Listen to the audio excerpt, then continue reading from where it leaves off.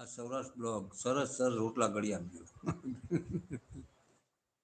બાજરીના રોટલા યાદ આવે, તમે આવો ને બાજરીના રોટલા ના યાદ આવે તો મારો સૌરાષ્ટ્ર બોલો ભાઈ.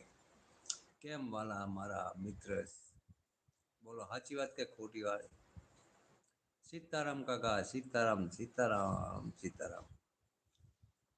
મારા વાલા સરસ સરસ શું તો તમે વિડીયો ના બનાવ્યો હોય તો હું નાખો જ તમને.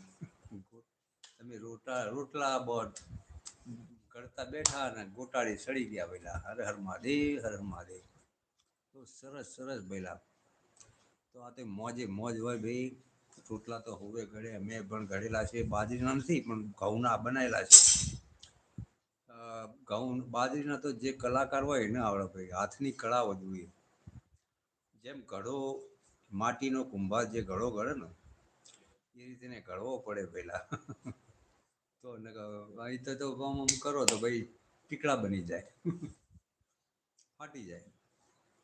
પણ એને લોટ મસલવો પડે, મસલીને પછી એને ધાર બોધવી પડે, ધાર બોધીને પછી ટીપવો પડે.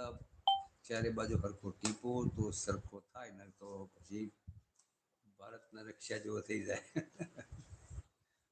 ગુજરાતના નકશા જેવો થઈ જાય, એક બાજુ લબડી જાય, એક બાજુ પોળો થઈ જાય ને એવું થાય. સરસ હર હર મહાદેવ મહાદેવ હો હો મારા વાલા સરસ સરસ.